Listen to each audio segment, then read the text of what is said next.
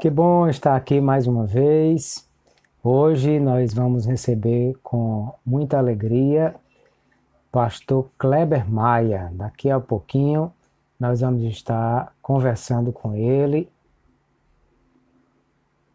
e vamos receber já os queridos irmãos que estão chegando. Olha aí, são bem-vindos. Irmão Lemuel Júnior, irmã Gessioneide, irmã Gracinha, pastor Kleber já está chegando. Só colocar o título aqui para a gente já ficar com ele pronto. Muito bem, já vários irmãos que estão chegando, a irmã Neide, irmão Lênio, muito bem, são muito bem-vindos. Vamos convidar já o pastor Kleber a se ver e a se falar, enquanto os irmãos estão chegando. Muito bem. Olha aí. Que maravilha! Sim, que bom receber pastor Kleber Maia. Você está me vendo, né? Tô lhe vendo. Você tá me vendo? Eu estou lhe vendo, mas eu não estou me vendo. Mas Ah, certo. Mas tá estou valendo. Tá valendo. direitinho aí, tá quadrado direitinho. Tá tudo certinho. Então vamos embora. Certo. O pessoal acho que tá. Quem estiver vendo aí o pastor Kleber, sinaliza, por favor, dizendo que tá vendo ele, para ver se tá vendo direitinho. Muitos Isso, irmãos chegando. Bom, que alegria ter essa oportunidade de conversar contigo. é Esses verdade. dias de isolamento eu fiz algumas lives com outros educadores. Você participou de algumas outras lives também, inclusive algumas delas com o pastor Altair Germano, né? Estamos numa série lá com o pastor Ataí, né? Isso. Eu também tive uma live com ele, vou ter outra próxima semana. E que bom agora ter a oportunidade de fazer a live nós dois, né? Exato. A vantagem dessa live é que o camarada pode virar o celular, tanto Cabeça faz, para né? baixo, né? É, Tanto faz do sem jeito que ele problema. achar melhor, tá tudo certo. Maravilha. Pastor Kleber, é muito bom nós aproveitarmos esse momento do isolamento social, né, para nós conversarmos sobre questões relacionadas a aquilo que a gente pode aproveitar, né, no do nosso isolamento social para produzir coisas boas para nós. Isso. E, e nesses dias nós estamos conversando com educadores cristãos, falando sobre vários aspectos diferentes da formação do professor, da educação cristã, de coisas que estão aí relacionadas. E dentre essas coisas que nós conversamos, hoje nós vamos conversar sobre a importância da formação teológica para o professor da escola dominical. Bom, eu sei que antes de falar da formação, a gente pode falar um pouquinho sobre a, a teologia, né? Porque às vezes há uma má impressão de que teologia é coisa dos teólogos que estão dentro das universidades, mas tudo que o professor de escola dominical estuda e ensina é teologia. Perfeito. A teologia nada mais é do que o estudo das coisas de Deus, né? A teologia, apesar do nome remeter a Deus, né, Theos, mas a teologia estuda tudo que diz respeito à revelação divina, tudo que diz respeito ao relacionamento do homem com Deus. Então, é um campo de estudos bastante amplo, porém o seu foco é exatamente a revelação divina, o relacionamento com Deus. Portanto, tudo que se fala de Bíblia, tudo que se fala de comportamento cristão, tudo que se fala de aplicação da doutrina à vida, nós estamos falando de teologia e é o que nós estudamos na escola dominical, na realidade, é teologia.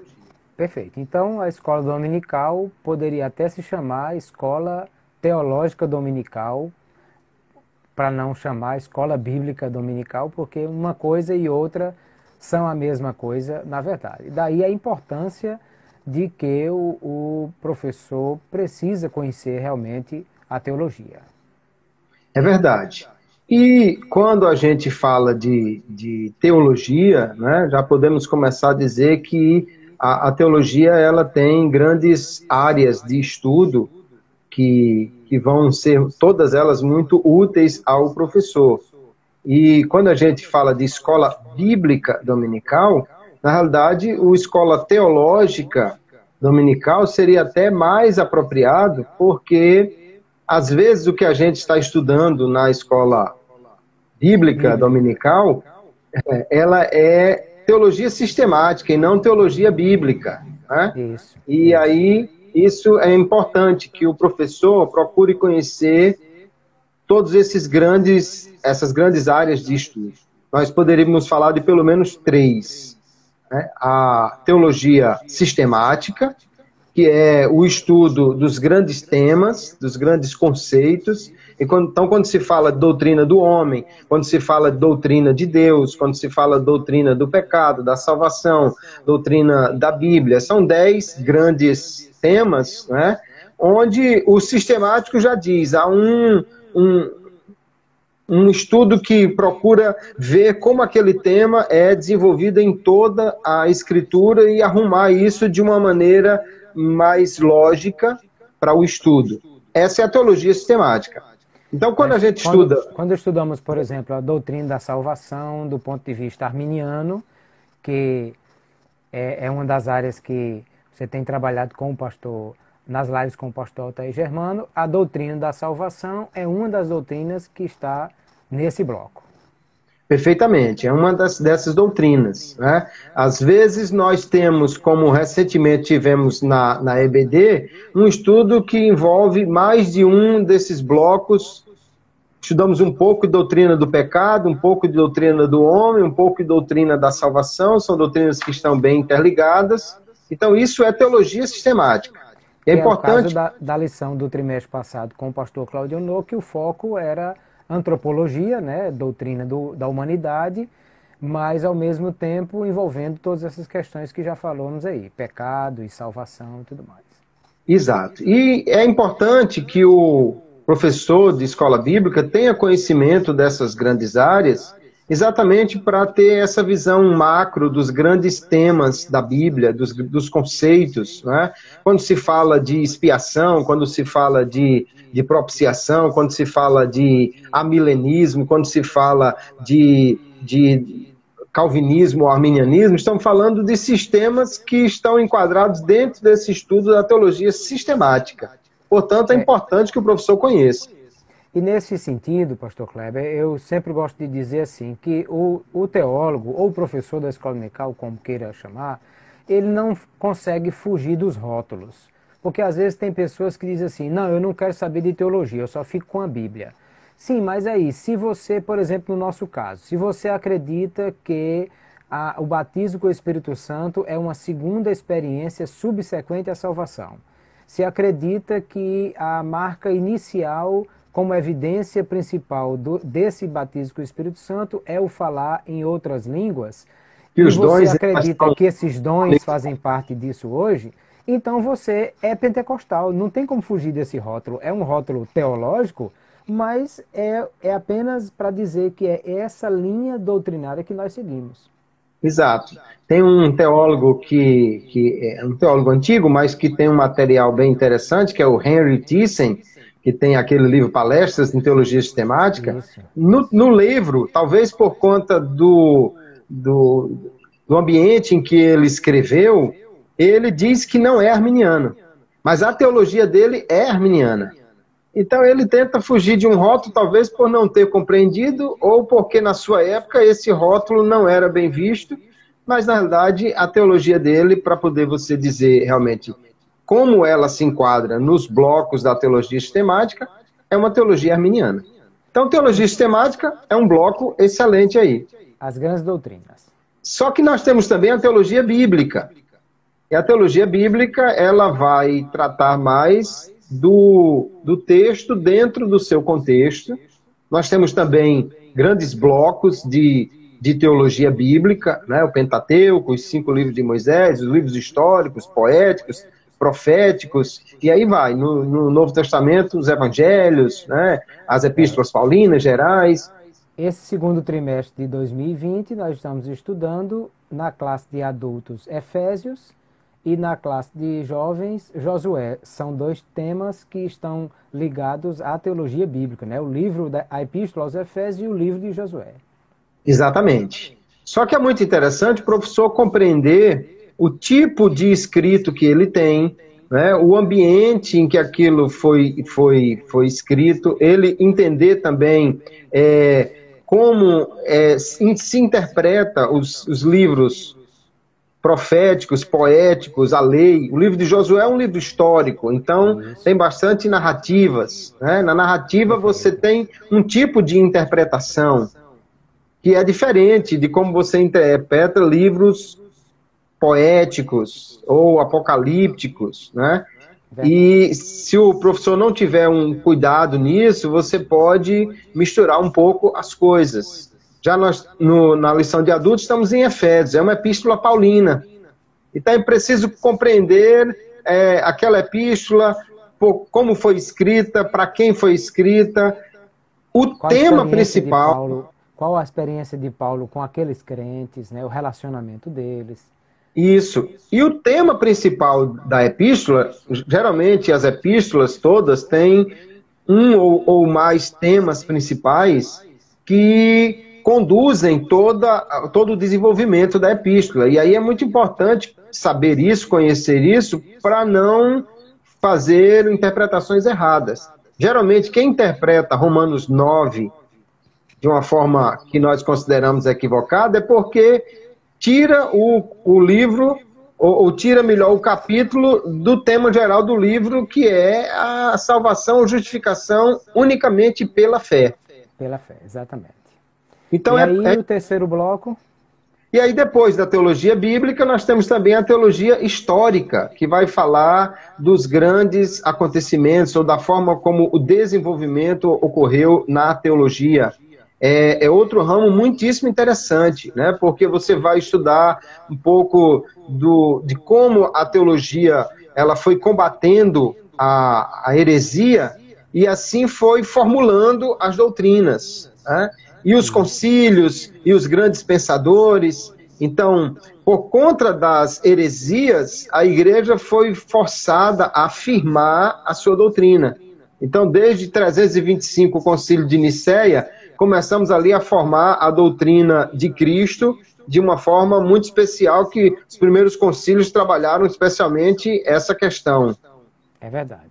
Depois, aí entram outras questões que foram sendo debatidas, e compreender esse desenvolvimento é importante, inclusive, para não cometer os mesmos erros.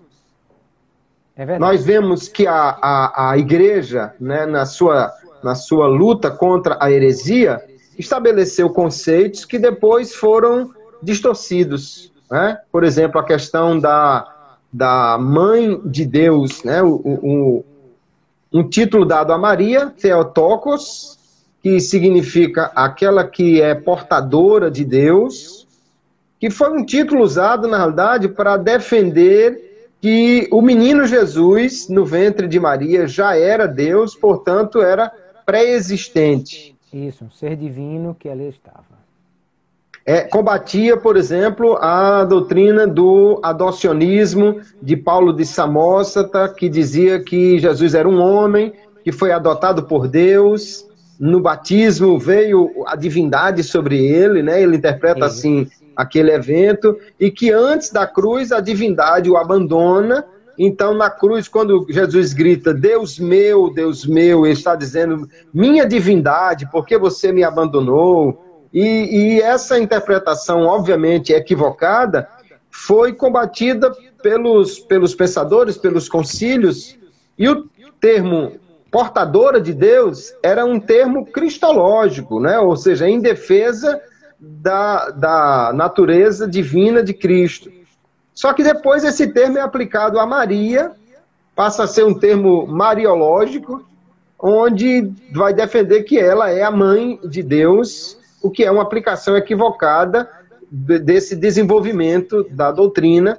Então, compreender um pouco, conhecer um pouco dessa teologia histórica é importante também para o professor. Então, se ele conhece teologia sistemática, teologia bíblica, teologia histórica, ele realmente vai ter um conjunto de conhecimentos bem consistente para usar na hora da sua aula, ou na hora de responder um aluno, ou na hora de tirar uma dúvida de alguém. É verdade. Além disso, existem as chamadas ciências complementares, né? Porque geografia, arqueologia, a própria ciência da interpretação, né? Hermenêutica, homilética, são coisas que são muito importantes para o professor dominar, porque imagine uma lição dessa de jovens que nós estamos estudando sobre o livro de Josué. Não conhecer a geografia vai deixar o professor muito fora do contexto de como aconteceu a conquista de Canaã. Perfeito. São áreas que vão complementando, né, esse conhecimento, como também a própria história, né, de Israel, ele Isso. Conhecer a forma como Israel chegou até aquele momento. Né, quem eram e de onde vieram os povos que habitavam aquela terra. Exatamente, os costumes daqueles povos, né? A Bíblia, não podemos esquecer de forma alguma, é um livro que foi escrito dentro de um contexto histórico-cultural que precisa ser levado em conta. É verdade. E mas, se não for isso, a gente perde muita coisa, às vezes, na interpretação. É verdade. Mas aí é o seguinte, nós estamos falando de todas essas coisas que são muito importantes dizer. O professor precisa dessas questões. Agora, a pergunta é, eu não fiz a apresentação do início, mas já tem muita gente aqui para a gente falar, e eu me lembrei só de fazer agora. O pastor Kleber é teólogo, né, tem pós-graduação em Teologia do Novo Testamento e tem mestrado em Teologia pela FABAPA, está cursando o doutorado também. E assim, qual é a diferença, pastor Kleber, entre... Não, mas eu sou professor da escola dominical há 30 anos, então eu estudo essas coisas na escola dominical há 30 anos. Qual é a diferença entre estudar e aprender essas coisas na escola dominical e ser professor e fazer um curso teológico, ter uma formação teológica num seminário, na faculdade? Qual é a diferença entre uma coisa e outra? Bom, pastor Cláudio, eu acho que, em primeiro lugar, uma coisa que é muito interessante é que quando você vai para um curso, seja ele um curso teológico livre ou um curso teológico que tenha reconhecimento do MEC, mas um curso teológico, ele tem uma grade de disciplinas que é pensada para que o estudante ali tenha uma visão mais completa de todas essas disciplinas que nós estamos tratando. Então, além de você ter acesso a todos esses blocos de estudo aqui, quando você vai fazer um curso, em vez de fazer um estudo individualizado, aleatório, você vai acabar tendo que estudar áreas que não eram de sua preferência. E isso é muito importante, porque se você tinha ou tem uma preferência pelo Novo Testamento, você não é muito simpático ao Antigo Testamento por alguma razão. Então, a tendência é que você foque seus estudos apenas no Novo Testamento. Só que como há uma unidade na Bíblia, né, e muito do Novo Testamento tem reflexos do Antigo, muito do Novo Testamento cita o Antigo, muitos conceitos tratados no Novo estão iniciados no Antigo, então você pode perder bastante por não estudar aqueles livros e aqueles temas do Antigo Testamento. Perfeitamente. Além do que, então, na escola dominical isso vai ser sempre abordado. Né? É verdade. E, de repente, disciplinas que você nunca pensou em estudar, como uma geografia bíblica, como tipologia bíblica, ou uma outra disciplina que você não tinha muita afinidade com ela, ou nunca despertou para o estudo daquela disciplina, você vai acabar tendo que estudá-la no curso teológico, porque está dentro da grade, e aí você vai ter aquela visão completa. Embora Além, que você, como teólogo, pode e até deve ter uma área realmente de sua preferência, uma área que você se dedique mais, uma área que você se torne um especialista. Quando se fala especialista, nós estamos falando de alguém que sabe tudo sobre aquela área ou de alguém que não precisa mais aprender de ninguém, e sim como alguém que dedicou-se àquela área de estudo e, portanto, vai servir de referência ou vai ajudar as pessoas a compreender mais, dentro daquela área, o estudo que é importante. Então, além disso, pastor a Kleber, grade vai ajudar muito a ter essa visão completa. além disso, ele vai estudar lá no curso teológico coisas que na escola dominical ele nunca iria estudar. É Porque verdade. você nunca vai ter, por exemplo, um trimestre estudando só interpretação ou homilética.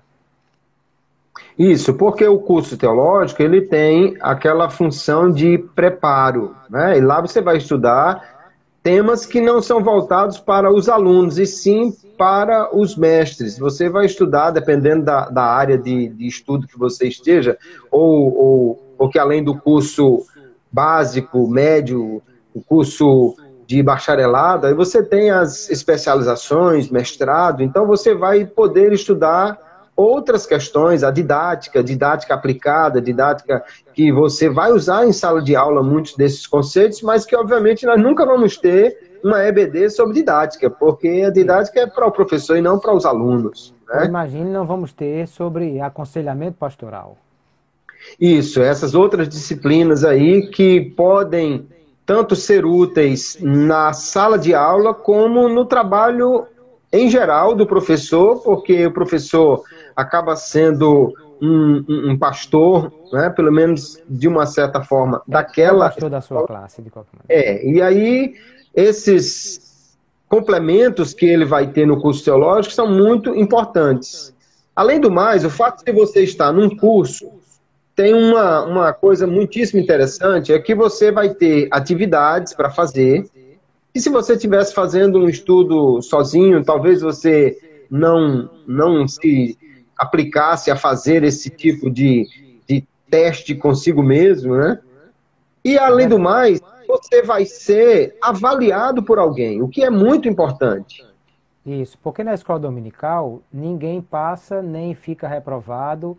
Alguém já disse assim, que não tem a avaliação, mas a formação vai ser maravilhosa, né? A formatura vai ser maravilhosa, que é quando a gente chegar no céu. Então, É. mas assim, o fato de você não ter avaliações na EBD e não ter que focar nessa questão de aprender também para reter a informação, é algo que deixa a desejar no estudo da escola dominical. E no seminário teológico na faculdade, isso vai acontecer. E você corre o risco, se você faz um estudo individualizado, de, por alguma razão, talvez por ler apenas um autor ou seguir uma determinada linha de pensamento de alguém, você corre o risco, de repente, de compreender de forma equivocada um conceito, uma forma de interpretação, e aí você pode ficar com aquele conceito equivocado por muito tempo. É Mas quando verdade. você tem um professor e você vai fazer uma avaliação, o professor vai lhe avaliar e professores, então, vão ver como o aluno desenvolveu aquele conceito, como ele apreendeu aquele conceito.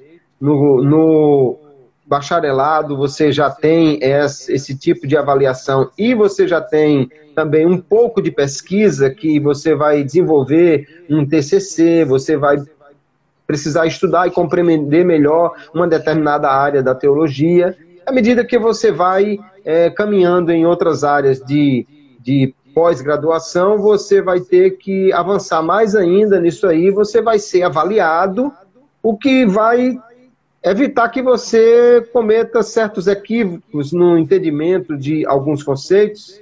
Além do que, existe uma coisa muito interessante, especialmente quando você vai para os cursos que têm um reconhecimento do MEC. Os cursos não reconhecidos também vão ter um pouco disso, mas Aliás, antes disso, pastor Kleber, sim. perguntas aqui já passaram umas 300, mas alguns irmãos perguntaram assim, e quem não tem dinheiro para pagar um curso teológico? Vale a pena fazer um curso livre? Como é que é? Nós temos muitas opções hoje no Brasil. Hoje a pessoa dizer assim, eu não estudo porque eu não tenho oportunidade, é complicado porque as opções são muitas. A menos que ele seja um ermitão lá no raso da Catarina, no deserto, ele realmente, eu não sei nem se pega sinal de internet no raso da Catarina, mas se pegar, então nem esse tem desculpa, porque hoje tem muitas opções, né? Eu posso falar um pouquinho sobre CETADEB, que é uma escola que eu sou professor e produzo material didático e produzo as aulas em vídeo, que hoje está presente, tem núcleos nossos na Amazônia, que de Manaus para lá, 4 dias de barco. Então, quer dizer, é difícil você estar em qualquer lugar desse planeta e dizer, aqui não dá para estudar teologia, porque, inclusive, lá dá para chegar com material didático, com cursos teológicos que podem alcançar. Às vezes, a questão financeira pode não ser o mais importante, porque às vezes se você busca isso também, pode ter alguém na igreja que dá uma ajuda, tem curso que não é tão caro, ou seja, é preciso muito mais querer e correr atrás do que simplesmente ficar parado esperando que o curso caia no colo, né? É verdade. Eu creio que, em primeiro lugar, o maior interessado que a gente avance cada vez mais nesse estudo é o próprio Deus que nos chamou para fazer a sua obra e quer que nós façamos da melhor maneira. Então, quando você se dispõe e você busca, Deus vai abrir as portas, Deus vai abençoar, Deus vai criar os meios e você vai também correr atrás dos recursos, né?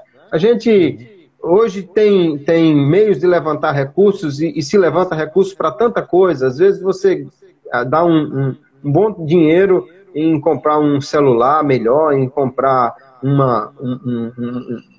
utilitário doméstico. E o estudo, às vezes, é que não é tão valorizado, né? Infelizmente, nós temos pessoas dentro da igreja, até mesmo pessoas que estão em áreas de liderança, de pastoreio, de ensino, que gastam muito mais com um carro novo e bonitão do que com livros e estudos. O camarada não tem pena de dar 100 mil num carro, mas tem pena de dar 100 reais num livro. Então tem que se equilibrar isso aí.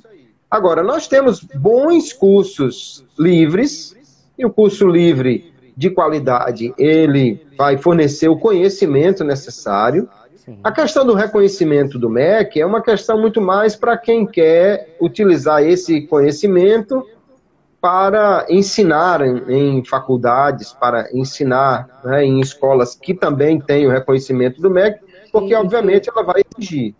E que algumas vezes também pode abrir portas, né? Porque às vezes, por exemplo, se você quer fazer um mestrado, como o senhor fez lá na Fabapar, é um mestrado com reconhecimento do MEC e só é possível para quem já tem uma formação acadêmica, né? Então, se a pessoa não tem um curso superior e só fez o curso teológico livre, ele não vai ter oportunidade, por exemplo, de fazer aí uma...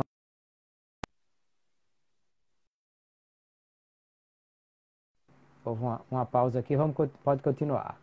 Não, tudo bem, de fato, porque se você está dentro do sistema que o Ministério da Educação exige, né, para você continuar, fazer mestrado, doutorado e tal, você obviamente tem que ter aquilo que é pré-requisito. Ou a graduação, a especialização, ou o que seja a exigência que o curso tem. Para você fazer um doutorado, obviamente, você tem que ter a graduação, o mestrado, e tudo isso é importante. Então, acho que são dois caminhos que podem se definir a partir do chamado, a partir do desejo, a partir da oportunidade que cada um tenha. Se alguém é professor na EBD, mas tem uma outra profissão e quer, no entanto, ter uma graduação, um estudo mais aprofundado, sistematizado e tal, ele pode fazer graduação especialização, sem pensar necessariamente no reconhecimento do MEC. Até porque o curso livre, ele também vai ter uma vantagem, que o curso livre, pode ser confessional. Então, o curso livre você pode estudar dentro de uma linha teológica mais definida, de uma certa forma, porque a igreja pode formatar um curso pensando na preparação específica dos seus líderes. Enquanto que, às vezes, no curso acadêmico, pode não ter essa obrigatoriedade de seguir uma linha teológica específica. Ao contrário do que muita gente talvez pense ou se pensava, é que na hora que o curso de teologia tivesse que obter o reconhecimento do MEC, também eles iriam exigir uma grade, exigir que fosse ensinado desta ou daquela forma. Mas isso não aconteceu. Hoje as escolas têm liberdade para montar a sua grade. Só que, obviamente, quando você tem uma escola que ela pensa em oferecer um curso para diversos tipos de alunos, né, diversas áreas de conhecimento, ou para abranger alunos de diversas denominações diferentes, então ela tem que realmente abrir um pouco o leque, não se firmar apenas em uma linha, para que ela possa atender a diversos alunos vindos de diversas igrejas e pensamentos teológicos e tal diferentes, né? É verdade. Já uma igreja aqui perguntando sobre a ideia de por que alguns cursos teológicos não buscaram o reconhecimento do MEC. Olha, eu acho que também existe um fator econômico, né? Porque para você atender todas as exigências do MEC, você tem que pensar na formação dos seus professores, na biblioteca, nisso, naquilo outro. Então, olha aí no mercado quanto custa um curso de teologia, um curso de humanas à distância. Você vai pagar aí R$300, R$400 na mensalidade de um curso desse. E enquanto que, se esse fosse o valor pago por todos os seminários teológicos, isso seria inacessível para muita gente. O curso livre pode ser mais simples e não ter tantas exigências quanto o MEC tem e, portanto, ter um valor de cobrança muito abaixo disso para que os irmãos tenham acesso. É verdade, porque o tipo de exigência que você tem para o curso reconhecido pelo MEC também é repassado para o aluno, né, o custo daquilo. E o curso livre, ele realmente, o professor, por exemplo, não tem um vínculo empregatício, portanto, ele presta aquele serviço, dando aquelas aulas, mas para o reconhecimento do MEC tem que ter esse vínculo e tudo fica bem mais caro. Agora, aí que está a questão. Primeiro, os cursos livres, eles deveriam oferecer um curso com um custo mais acessível, porque também os custos da escola são menores. Isso. Mas ele deveria focar em ter uma qualidade de ensino e uma exigência acadêmica tão grande quanto dos cursos reconhecidos pelo MEC. É verdade. Eu acho que há um equívoco, pastor Clauber, na questão da formação e no oferecimento dos cursos, porque os cursos livres, especialmente, né, e ele tem uma flexibilidade maior, exatamente por não ter essa exigência do MEC. Então, ele tem, por exemplo, o curso básico de teologia, o curso médio, o curso avançado de teologia. E eu acho importante essa divisão, porque não só o curso básico vai oferecer um número menor de disciplinas, mas ele também pode e deve ter uma exigência menor dos seus alunos. Sim. Até em termos de escolaridade, né? Em termos de escolaridade, em termos de tarefas a serem desenvolvidas, em termos de aprofundamento nos temas e tudo mais.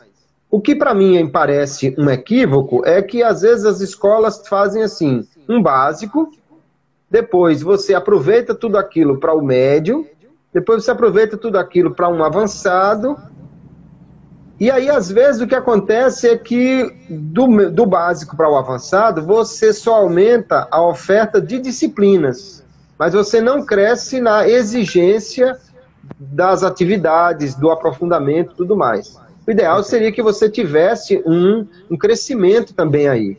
Sim, E aí não o só irmão no nível entender, das disciplinas, como na exigência delas também.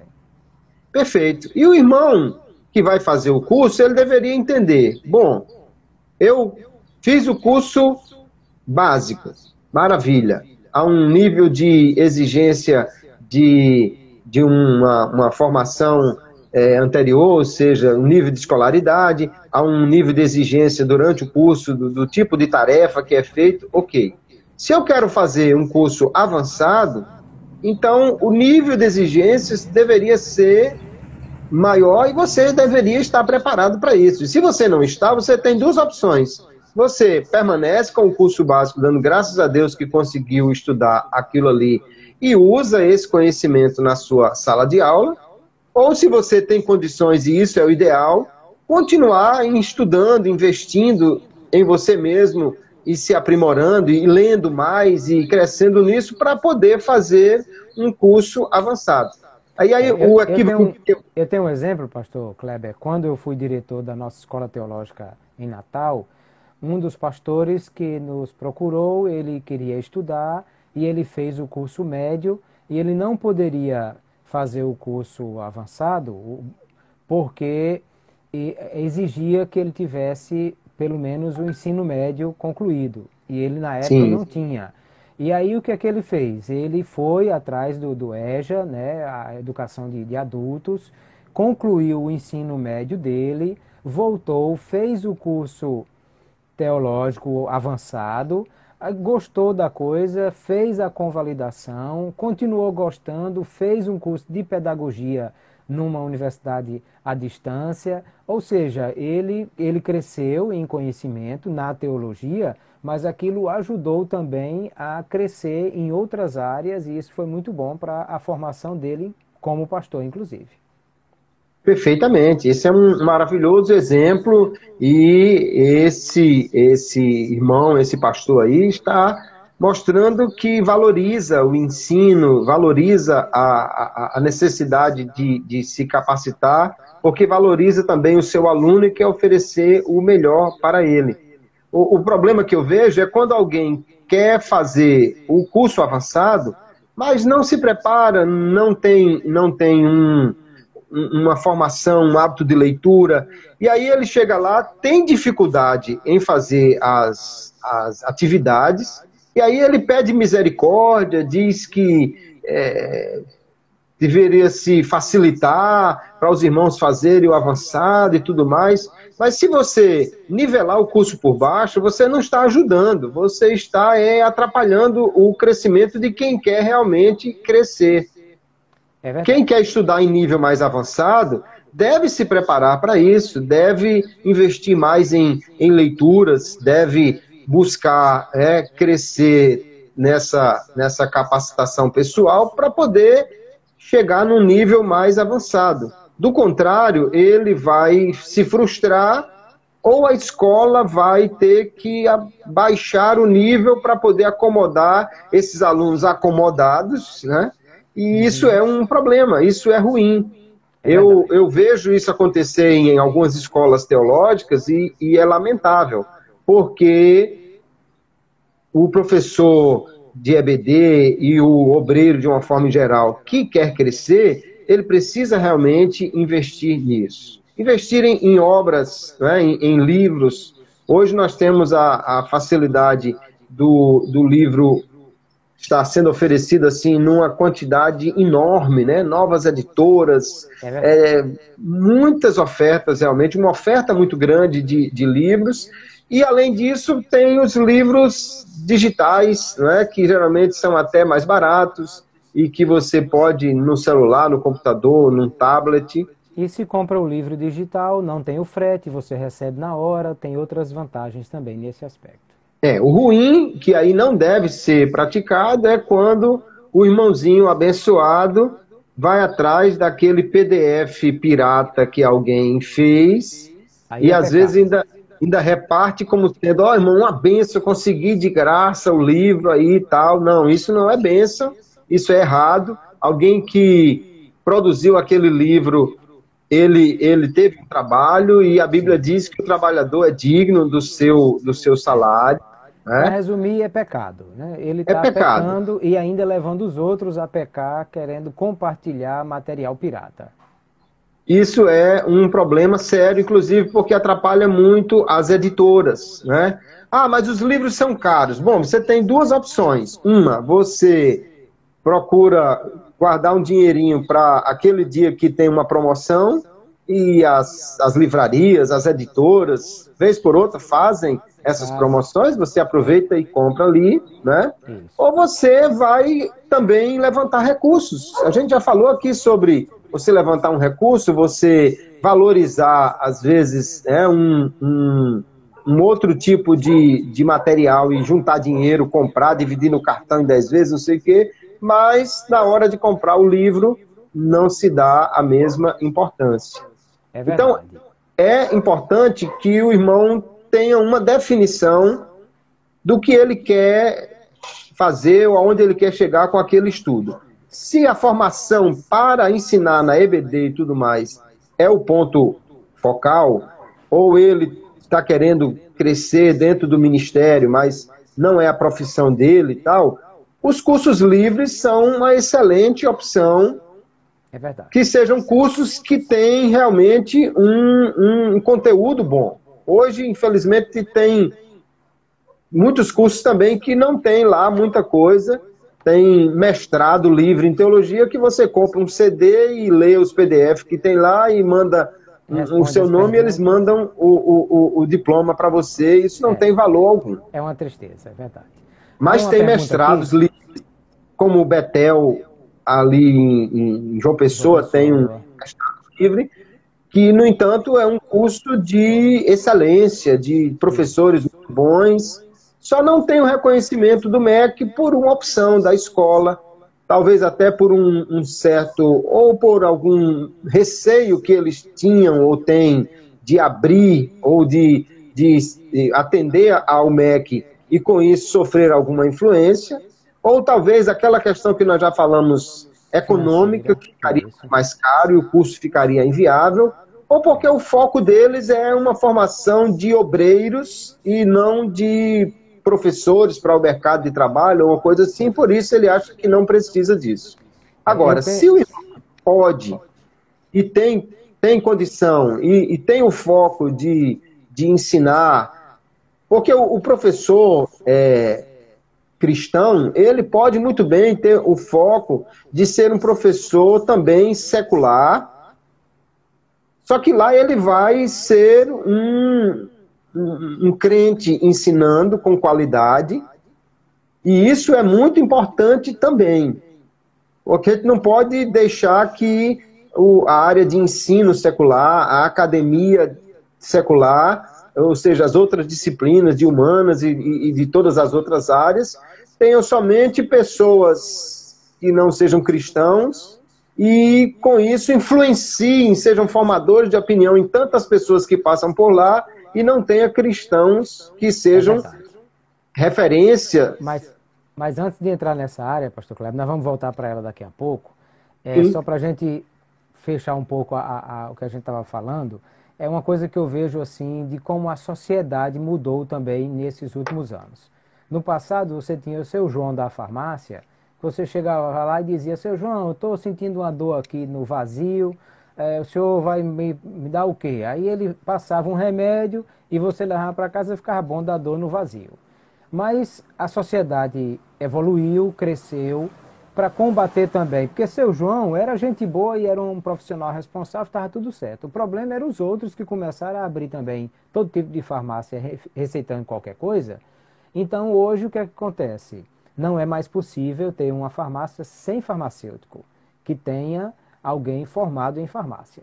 No passado o sujeito tinha um cartório e era só ele conseguir a concessão e ele era o dono do cartório. Hoje já não é mais desse jeito, tem que fazer concurso público e tal. Por quê? Porque a sociedade evoluiu, cresceu e para evitar os problemas dos picaretas começou a ter uma exigência maior. Eu penso que dentro da nossa área também não é ruim que nós tenhamos a exigência da formação teológica para o pastor, para o professor da escola dominical, porque também é uma forma de nós darmos mais seriedade àquilo que nós fazemos. sim, isso é muito importante. Primeiro porque se nós queremos fazer um bom serviço para Deus, essa ideia de crescer, de se aprimorar, de estar evoluindo, né, nesse entendimento, conhecimento e tudo mais, isso não deveria ser um problema. É que no meio pentecostal ainda existe um certo resquício quanto a essa ideia, achando que você, tendo o Espírito Santo faz tudo e não precisa de nada, mas a sociedade de hoje já tem um nível de exigência muito maior. Antigamente você chegava na igreja e às vezes tinha uma irmã ali que era professora do ensino fundamental e um outro irmão ali que tinha algum conhecimento melhorzinho, mas muitas igrejas na periferia, nas cidades do interior, muitos irmãos eram analfabetos ou no máximo tinha aquela formação bem básica. Mas hoje praticamente... Na verdade, década de 60, 70, quando a igreja começou a se espalhar pelas periferias, havia muita gente, inclusive entre os nossos líderes, que era analfabeto de pai, mãe e parteira, né? Mas hoje a sociedade do século XXI é diferente. Aí os crentes começaram também a ser abençoados e participar mais dessa vida acadêmica, e daqui a pouco surgiu um irmão que era médico, um irmão que era advogado, um irmão que era engenheiro, e foram se proliferando os crentes com curso superior. Hoje é quase impossível você chegar em alguma cidade e não ter, mesmo em igrejas pequenas, né? Eu estou há 5 anos pastoreando aqui em Galinhos, mas na igreja tem alguns irmãos que são professores formados em pedagogia e que exercem sua profissão, já têm um curso superior. Essas pessoas também têm um nível de exigência maior do pastor, do professor de EBD, que ele traga um conhecimento maior. Elas têm dúvidas que vão interagir com o professor e ele precisa estar preparado para isso.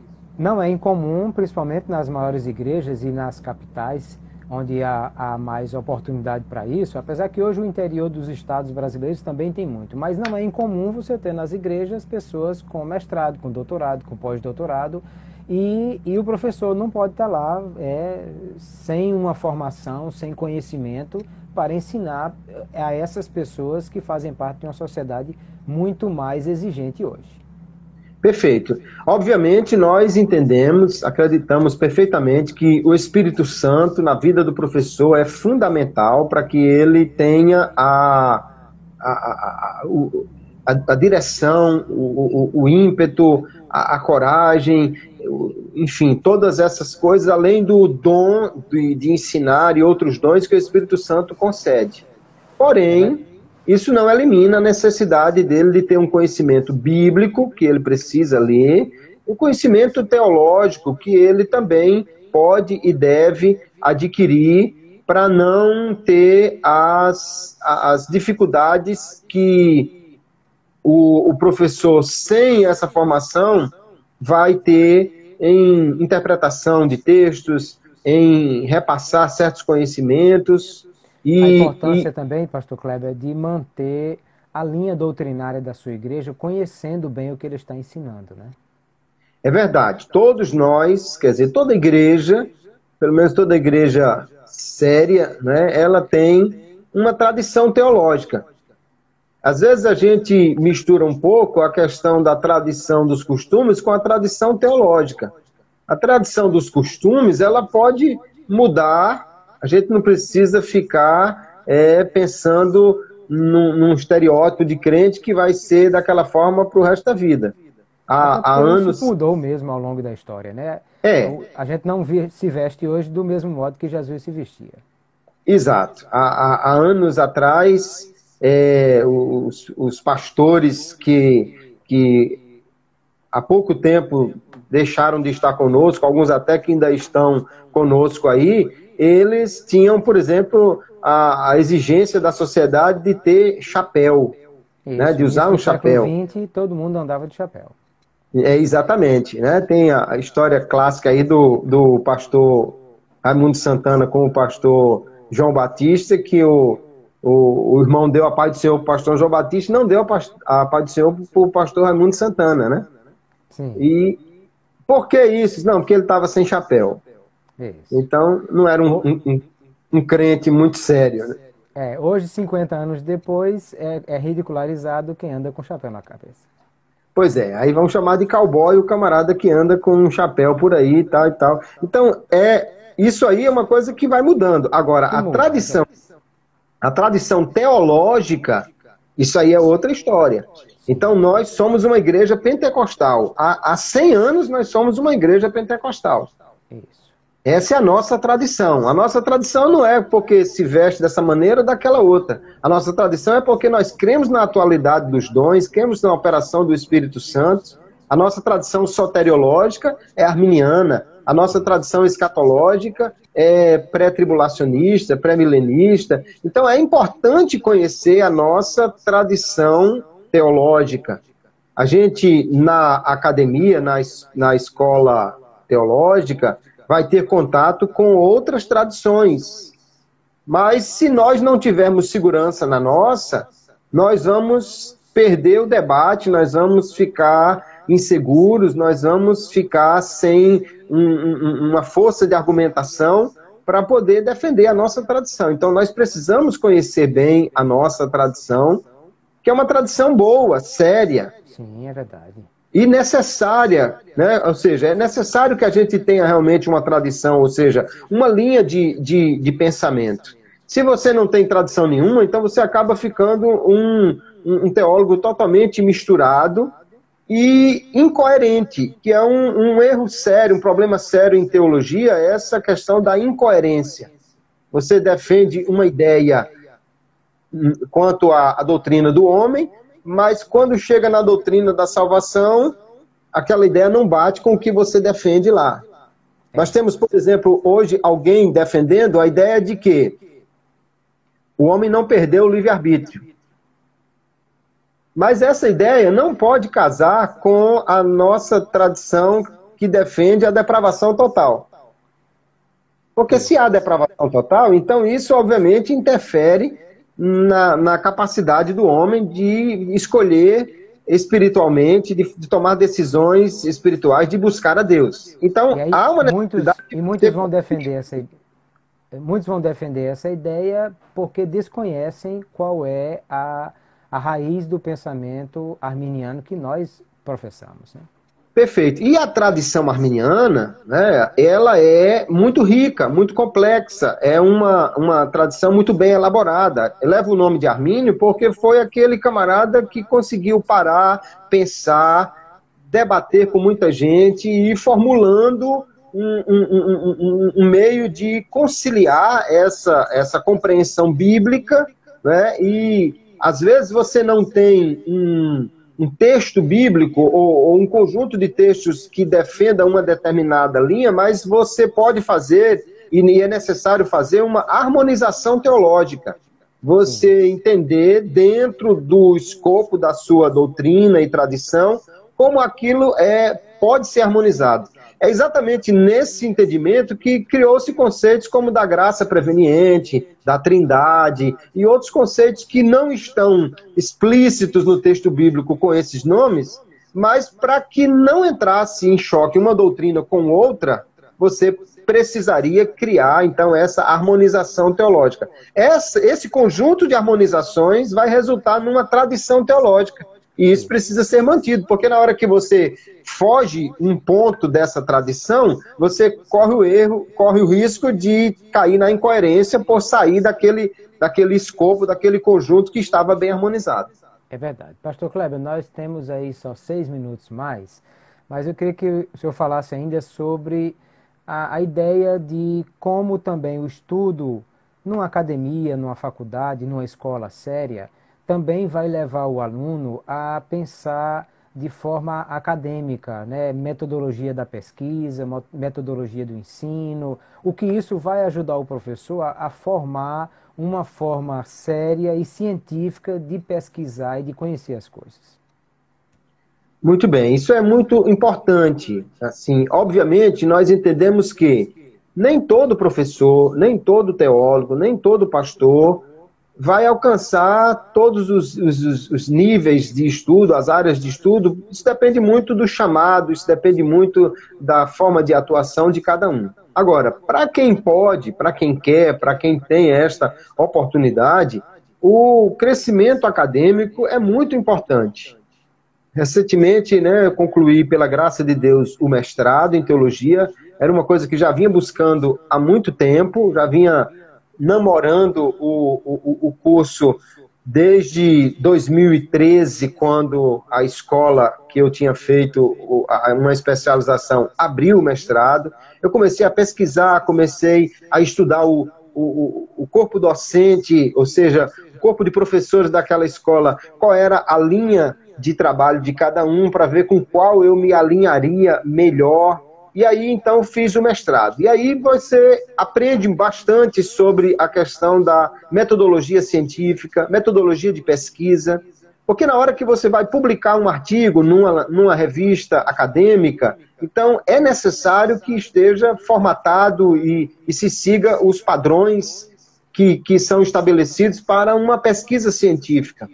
E quando isso é bem feito, isso vai alcançar um outro público. Há um público que vai ler aquele artigo, ele pode até discordar do pensamento do autor, mas ele vai dizer, mas está coerente, está dentro do que é exigido de uma pesquisa acadêmica, então ele vai respeitar aquele estudo, aquela forma de se estabelecer, aquele raciocínio e aquele pensamento. E isso é importante para crescer dentro da academia como um todo.